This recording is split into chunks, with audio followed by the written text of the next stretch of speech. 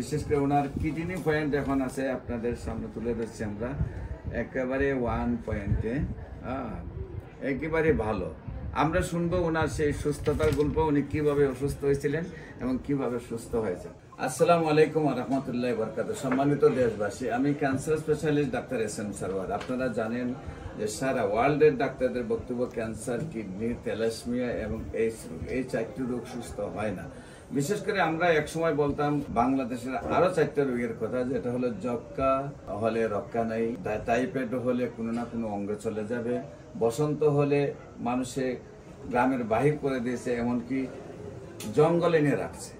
তো আমরা আমাদের নবীও একজনকে বসন্ত রোগের জন্য নিয়ে সেটা জঙ্গলে পাহাড়ের মধ্যে রেখে আসছিল। আপনারা সবাই এটা জানেন।